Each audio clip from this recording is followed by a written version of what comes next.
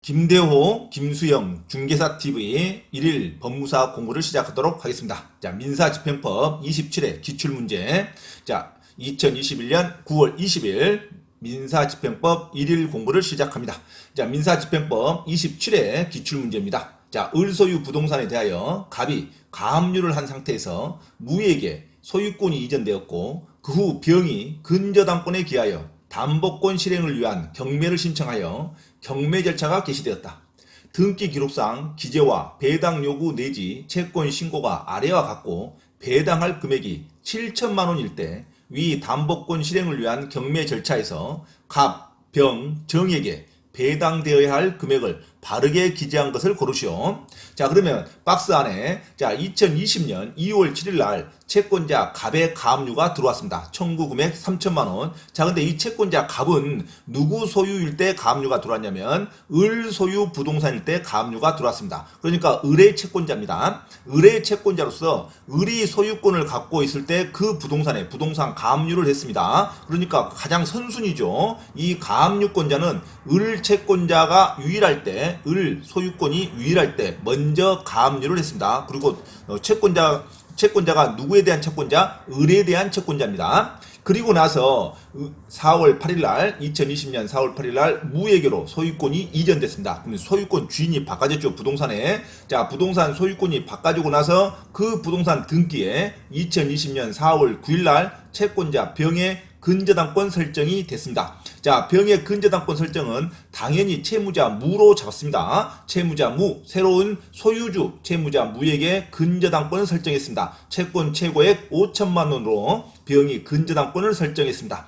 그리고 나서 2020년 11월 6일 날 이 병이 임의경매 개시 결정을 받았습니다. 채권자 병이 당연히 채권자 병이죠. 청구 금액 5천만 원으로 일대 이 채권은 누구에 대한 채권입니까? 무에 대한 채권입니다. 그래서 이 가압류, 원래 가압류와 그 다음에 근저당권은 동순위로 배당을 하는 게 맞는데 그것은 소유자가 동일할 때 동순위로 배당을 하는 겁니다. 가압류와 후순위 근저당권도 이 근저당권도 가압류와 똑같이 동순위로 갑니다. 부동산 가압류가 근저당권보다는 한 단계 낮은 권리예요. 자, 그렇지만 이 앞에 갑의 채권자는 원래 소유자, 먼저 소유자, 전 소유자, 을 소유일 때 가압류권자입니다. 그래서 동순위로 배당을 받지 않고 선순위로 확정이 됩니다. 이것만 주의하시면 됩니다. 원래 가압류와 근저당권은 동순위로 배당을 받는 게 원칙인데 이 가압류는, 이 문장에서의 가압류는 전 소유자의 가압류이기 때문에 이 가압류권자는 순수 선순위자로 인정이 됩니다. 그래서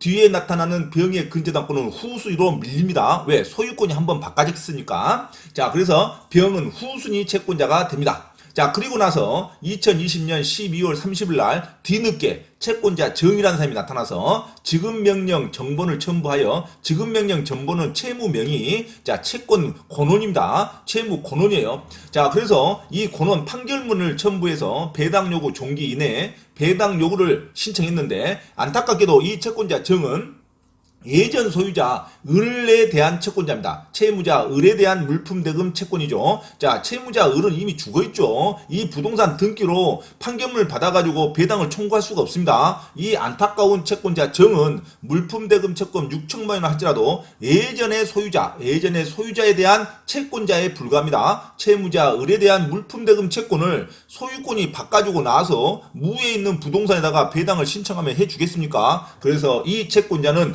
배당금을 받을 수가 없습니다. 정은 영원으로 됩니다. 이 부동산으로는 배당을 못 받죠. 예전 소유자의 일반 재산에다가 계속 강제 집행을 할 수밖에 없죠. 이미 소유권이 한번 흘러나고 나서 그때서야 지급명령 정본을 첨부해서 배당을 요구하면 당연히 배당을 받을 수가 없습니다. 자, 그래서 이때 배당 금액을 순서대로 말하면 갑은 3천만 원 전액을 배당을 받을 수 있습니다. 7천만 원 배당액 중에 갑은 선순위 채권자로서 예전 소유자 그 소유자 있었을 때 가압류를 했기 때문에 이 부동산은 계속 물고 들어가서 이 갑의 가압류 채권자는 선순위 채권자로서 3천만 원 전액을 배당을 받습니다. 그리고 병은 소유권이 무에게로 넘어가서 무에 대한 채권 최고액 5천만 원을 근저당했기 때문에 후순위 근저당권자로서 이 병은 나머지 7천만 원에서 3천만 원을 빼니까 나머지 4천만 원 중 4천만 원 전액을 다 배당을 받습니다. 그래서 자기 채권은 5천만 원인데 1천만 원을 못 배당받죠. 1천만 원은 배당을 받지 못하고 나머지 배당 잔액 4천만 원만 배당을 받습니다. 병은 4천만 원을 배당을 받는다.